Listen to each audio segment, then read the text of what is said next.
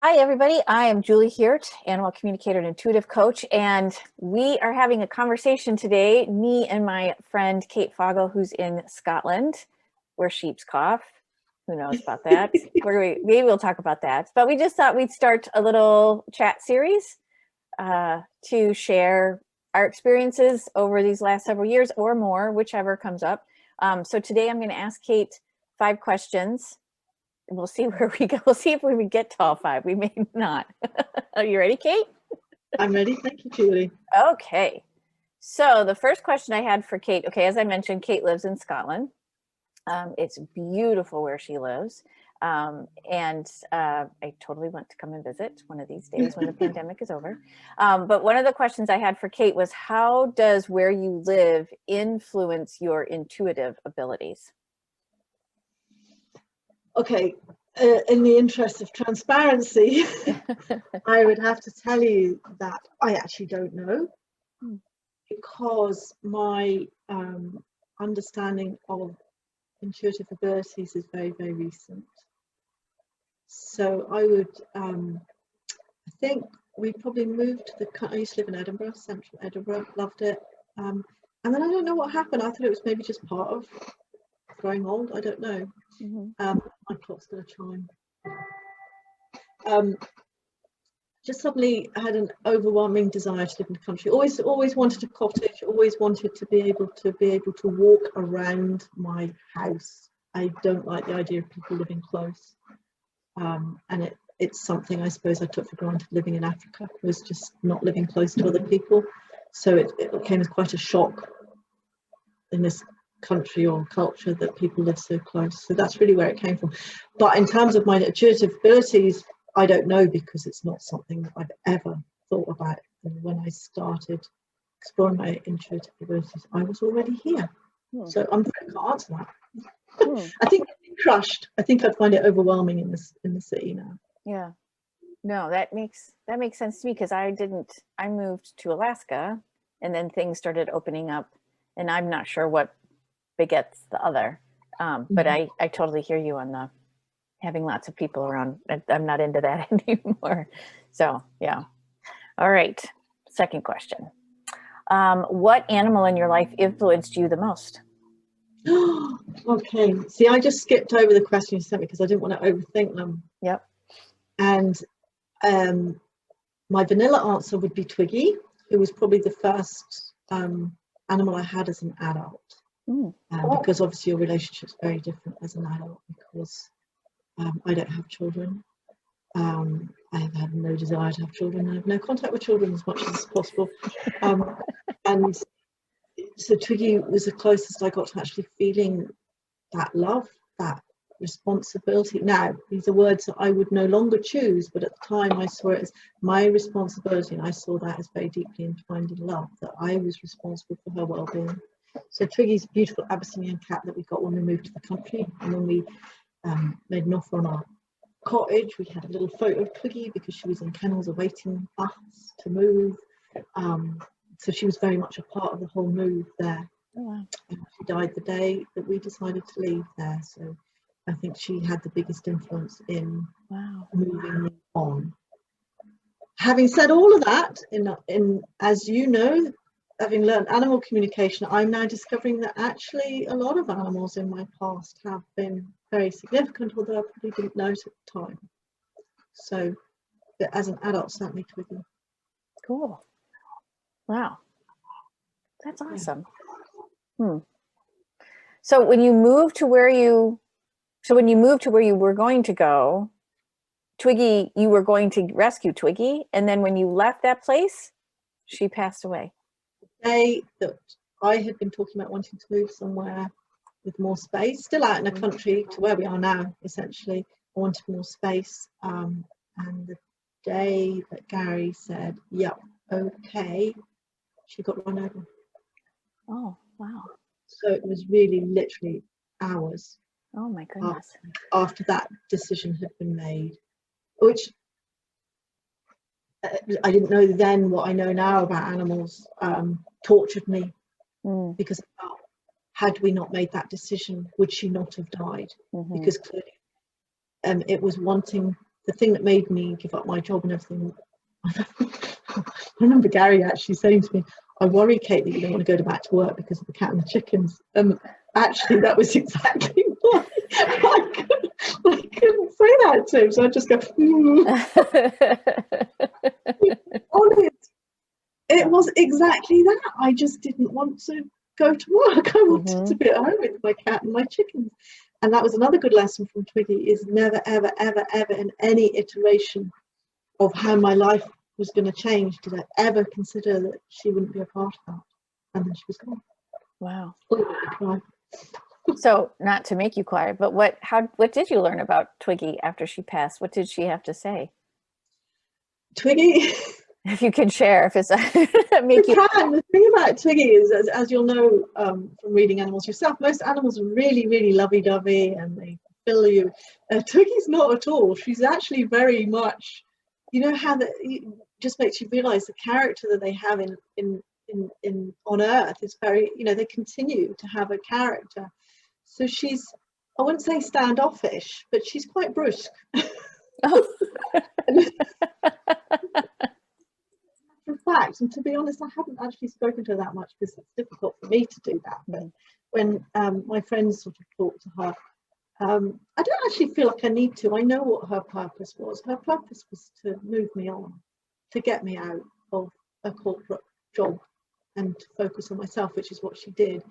But she's got a big plan for me and two of the other colleagues, Monica and Maria. So Maria's dog passed quite recently. Monica had lost a cat a year ago or something, which had brought her to this, and apparently the three of them have a plan for us. I'm not quite sure what it is. Wow. Yeah, so there is this big plan. I sort of think about talking to Twiggy, but I haven't. The only times I have really connected to her, she's basically just gone, just go for it, Kate, and she'd give me images of her. Twiggy was like Terminator. She would fix her eyes on a shelf and she'd do it. There was never any hesitation. She'd like, eyes would fix, bang, and she'd just do it. That's what she told me to do. Just like, not do it. Decide what you want and go for it. That's Twiggy's message. Wow. That's like, I'm getting chills. That's like powerful. Wow, that's cool. Okay, next question. So you swim. Swimming's a big deal for you, and swimming in I'll say wild places, locks and stuff like that, right? If I were to say that, yeah. So how did you get into swimming, and talk a little bit more about the wild, like I'm just fascinated by the wildness of it. Talk a little bit more about the wildness of it. I didn't even know it existed until about a year and a half ago, maybe a bit more. That's hard to tell. No concept of time anymore. I actually went on a wasn't a meditation day. It was about meditation. It was a workshop. Clive Holmes, who I think is actually quite a big deal, but I didn't know who he was. But the place where I used to live with Twiggy, they have a beautiful holistic centre there, right out in the middle of nowhere. I was like, oh my god, these people are holistic centre. And the lady there, Zoe Todd, heart and soul, anybody in Kinross, absolutely beautiful. She was very influential in helping me along my way. She was doing this meditation course, and we had to pair up with people and talk about things that we like to do. And the lady that I paired up with said that she'd been wild swimming, and I was like, whoa. And she said, yeah, I did it once and it was absolutely amazing. She said, I just haven't got the discipline, I don't know what anyone to go with, you know, I'm just a bit shy about it. And I was like, bring it on, let's go tomorrow. And we did, and that's it.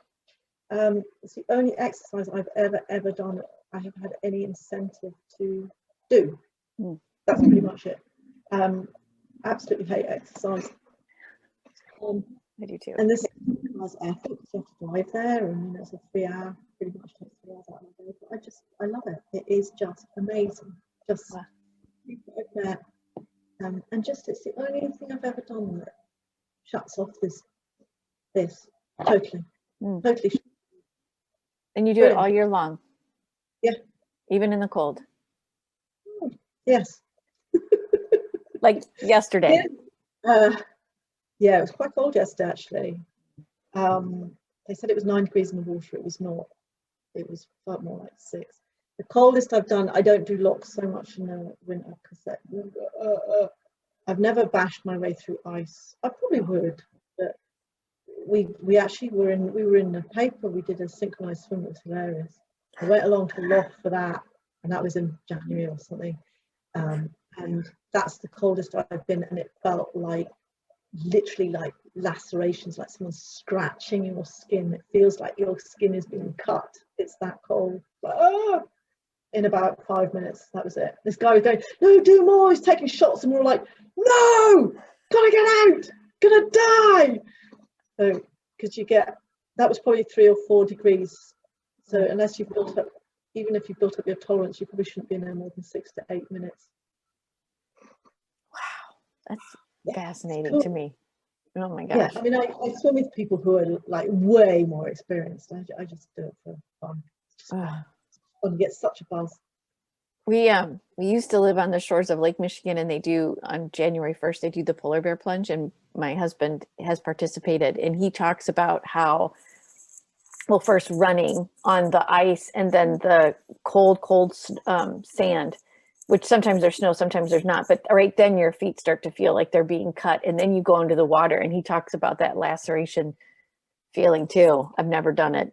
No desire. I've never had that. I didn't know what it was. I was just like, oh my God. Oh. Now, I have, again, full transparency, I wear socks and gloves. I've got Raynaud's disease. So I could not do it without, I have socks, shoes, and gloves on. Actually, we're talking about doing a skinny dip tomorrow if there's nobody there, because it'll be dark. Sorry, that's right, you don't know where we are, but it's fine. I think I'm gonna look, if anyone takes a picture, I've got a friend who always takes pictures, even though we're like, don't take pictures of us, because we don't want people to know that we're meeting. And actually, technically, we're not meeting. It's just everybody goes at high tide, you know, because you have to do at high tide. So it's not really prearranged. We're not really breaking any rules, but we don't want to wind people up or rub it in. Right. And she was pictures. If she takes any pictures, gloves, socks, naked, it'll just be ridiculous. Oh, that means we'll have to scrap this into the Are they like neoprene gloves and socks? Yes.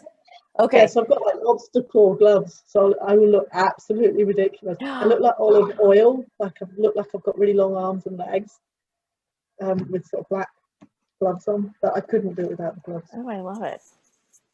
Yeah, I couldn't. No. Oh my gosh, wow. So the Vim, with the gentleman that does the cold water, yeah. Is it all kind of tied to that, or that's all separate? And it's that he does a different flavor of it. He does the breathing as well, but I don't know. I think there is a group where I go that do that. They seem to just sort of bob around in it, whereas we swim. Yeah, they just jump in and come out. I don't think they. Yeah. Okay, you actually swim. Yeah. For however many minutes. About 14 at the moment. Wow. So it's about between 6. They said 8 degrees, but it didn't feel like 8 degrees. And you're talking Celsius. You're not even talking Fahrenheit for us. Yes. So that's 6 to 8 degrees above freezing. Wow. Oh, okay. And the locks will be much colder, and I'm not sure. Oh, really? Huh. Yeah. So when you say high tide, you mean you're in a river or a stream or something? That's swimming in the sea. The sea's a little bit warmer this time. Oh, you're in the sea. Oh, wow. Like the Atlantic Ocean sea, or what sea? It's the 1st to the 4th. That's awful. I don't know what ocean that is. Is it saltwater you're in? Must be, right? No? Yeah. Oh, that's awful. You'll have to cut. I think I'm an idiot. That's okay. I don't know what's 3rd to 4th. Oh, okay. On the left side. Whatever's on the right hand side of Britain, is that Atlantic? Or is that the between Britain and Scandinavia? I mean, technically, I think it's the Atlantic. I don't know. I'll have to look it up on a map now. Oh, no, there's so much from my world view. I don't know geography. Well, I live here and I don't know. We call it the 1st and 4th, so there you go. Oh. Okay. It's the mouth of the river to the sea, I think. Okay. There's the North Sea? I don't know. Whatever. Okay, we'll look it up later. Oh, maybe that's it. That might be it. The North Sea? We don't have to do this now, Julie. Oh, we don't. Okay, moving on. All right. Next question. All right. if you could share one thing with everyone with the intention that will be of service. Okay, hold on. I can't read my question. What did I write? If you could share one thing with everyone with the intention that will be of service to them. You share. I don't understand what I wrote. Does that make sense to you, what I wrote at all? I think if I could tell people one thing that would help them, what would it be? Yes. Oh no, this is why you should prepare, isn't it? So you can read my damn questions. Do you know, hey? So I can read my own damn questions. I think it would have to be whatever's had the biggest impact on me, and probably the biggest impact I've had, now this is particular to my personality and my history, is I'm not responsible for anybody else. I'm not here to fix anything. I'm here to experience joy, and that's all. It's not my job to fix other people. Now, I'm not sure how much impact that has on people that haven't started their journey, but I just think that's amazing, actually, to think that we are here to experience joy. I don't know any other teaching through my life that was ever about joy. Mm-hmm. So I think that's probably what I would hope to share the most with people. I love that. It made me think of, I have a client that wants joy to come to her instead of her working to, and working I use really loosely because I can't think of another verb, but instead of realizing it's all within her and she has to, I guess, work, for lack of a better word, figure out how to uncover all of that, but she's waiting for joy to come to her. So she's just, and to be passive in that regard. And it's a bit different than that. And I wish I could help her more, but I can't. I don't know how to explain it to her. So. It's not your job to make anyone else get it either. Nope. No. Like, for example, so I am a bird nerd. I'm just going to digress for a second. Do you know what a Bohemian waxwing is by chance? What? A Bohemian waxwing or a cedar waxwing? Is it a bird? They're birds. Yeah. Have you heard of waxwings? They're the ones that they come in a great big crowd. They're not. Starlings are the ones that do those mermations where you see the big form. No, I just remember a huge crowd of birds. I'm sure someone said they were waxwings and they came. Yeah. Millions of them, and then they were gone. Yeah, waxwings do that too. Yes. I just had a big flock fly right to my bird feeder, and their wings, when they are, when their wings are like this, the bottoms of them look like they're dipped in wax, and then their tail looks like it's dipped in yellow.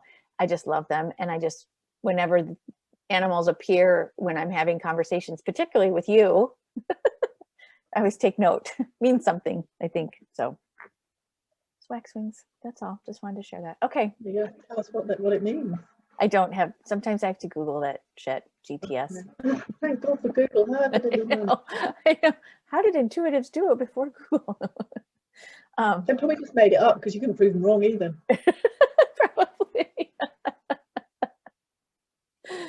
Probably. Okay. Let's see. What's the next one? Who has influenced you the most in your life? Whether it be hero or villain, known to you or a stranger, is there somebody out there that you can go, they influenced me the most? Probably my mother. We'd have to put her in villain for that. But without her willing to play that part in my life, I wouldn't have discovered what I have discovered now. And I do see that. And I do see that it was a sacrifice for her. I'm just reaching that point where I am beginning to feel a bit more compassion again. For a long time I was not indifferent, but I found it hard to remember the good things about my mum, but I'm getting back to it and actually beginning to have a lot more compassion for the part that she's played in getting me where I am today. That's lovely. Well, she might not think so. Let's hope she does. Well, we could redo this. I would like to say that it is 3 minutes to the hour, and I have a class in 3 minutes, so I have to go. Okay. But I'm going to stop recording because I did record this stuff. How about that? Okay.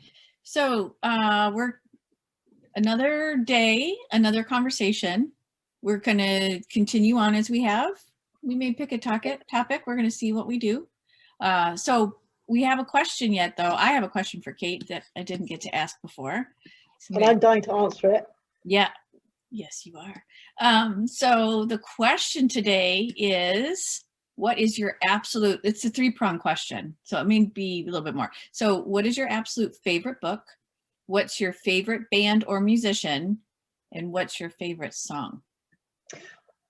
Okay, so 2 things, first of all. Yep. This is really interesting because even though we did this yesterday, because we've been talking about names and how we're going to, this is the first time I've considered that people might actually be listening, and it's completely changed how I want to answer. Like, I just felt myself go, it's like, people might be listening to this. So that was what that was. Because although I really love doing this, it actually hadn't like sunk in. So now I'm actually imagining that there is actually an audience around us. So you might get a different performance altogether. Number 2, when I read that question, I thought it was either or. So I only had one answer, but we'll go with it and see what happens. Yeah. Okay. So my absolute favourite book, and I meant to look it up to make sure I got the name right, because I can't remember, isn't it Lionel Davidson? Is A Long Way to Shiloh. I'm going to have to look it up. So pretty sure it's Lionel Davidson. Okay. Is it Scottish? Because it sounds like a Scottish. No. Oh, I don't know, actually. I'm going to have to look him up, Julie. Yeah, thank God for technology. Right.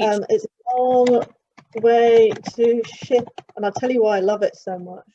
Oh gosh, it's there. See that? And I actually went and bought all his books. He's actually sure it was Lionel Davidson. Okay. And it was published in '66.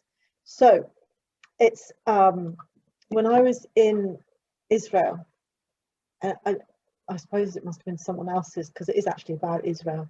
It's a novel, but it's set in Israel, and books were quite hard to come by. But the sort of working tourists over there used to like share stuff, like and in those days we didn't God, sound like my mother.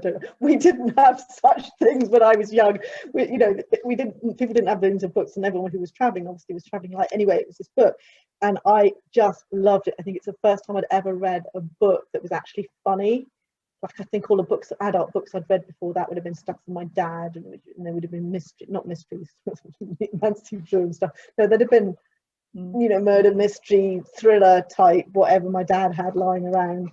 But this is actually a funny book. It's a story about Dead Sea Scrolls and things like that. And he's just really funny. He's a bit of a piss head. Like, sorry, I don't know if Americans understand that term. It sounds like someone that's angry or drunk. No, just someone who drinks a lot. Okay. He's a professor at university, and he's quite a young professor, and he just gets pissed a lot. He just drinks a lot at parties and things like that. So he's really quite outrageous. I loved that book, and the thing is, I got to the end of it, and I'm like, oh my God, what am I going to do now? Because we didn't have much entertainment. To be fair, if you weren't in the local bar, there was nothing else to do in the evenings. We didn't have electricity. We didn't have a TV or anything like that. I just read it again, literally. Started again from the beginning, and it was just as interesting, literally within. So yeah, it's a brilliant book, and I went and bought some of his other books latterly, because I was thinking like, oh, I wonder if he wrote anything else, which were good, not as good. That was really good. Highly recommend it. It's very Indiana Jones, and that was before I'd even seen Indiana Jones, but looking at it now. And then I think one of the reasons it means so much to me is I took the bus up to, so I was in Eilat, which is like really, really far south. And I took the bus up to, I think it was Tiberias, which is like the other side of the country, and it's like a midnight bus. And as we're going up, and it's just this road just going right through Israel, and so you're there at sunrise and you're just in this place which is just sand and rocks, like huge rocks, and it was all the colour of just, I wasn't very poetic or anything in those days, but you're just like, oh wow. As a teenager, I would not have been particularly impressed by stuff like that, but I was just like, oh my God, it's just all inspiring. So that's it. So I can't remember what was the rest of the question. Your favorite band or musician?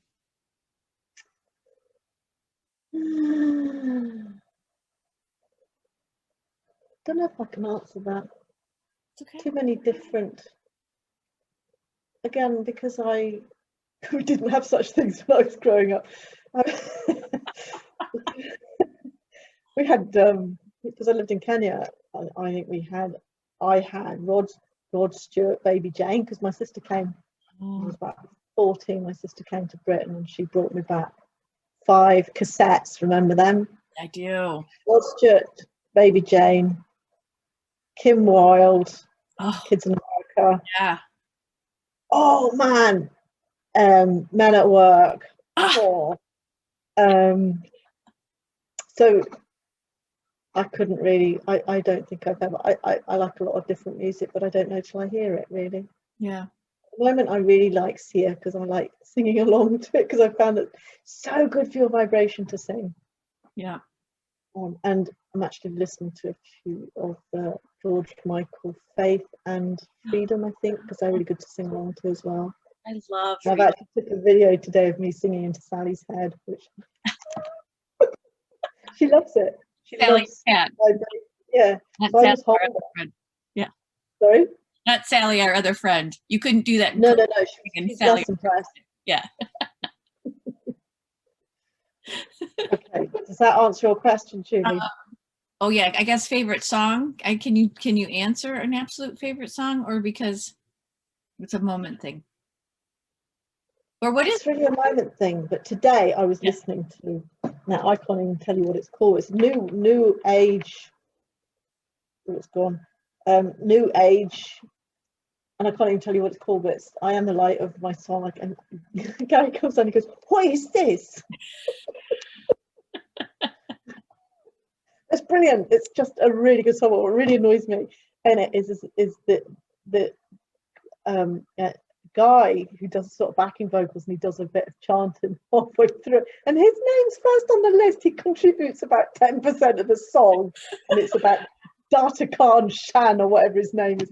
I'll have to look it up, and it's just a beautiful song. It's a song that the lady who I told you there's a holistic centre in Kinross near us.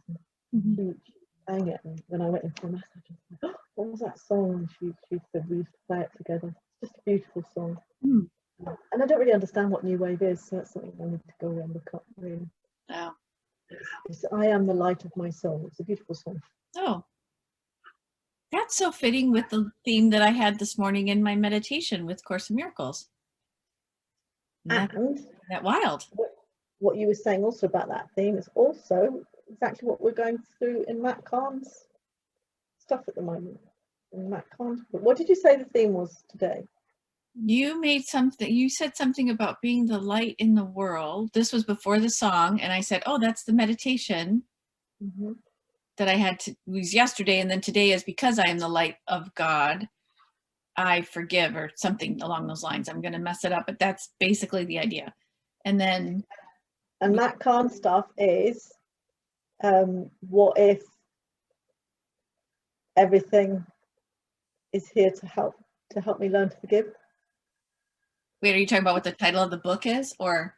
No, the sorry, okay. Yeah. I posted it. That's right. Oh, I have not been on the Book of Faces yet today. What if I respect the divinity of others, whether or not they acknowledge it in me?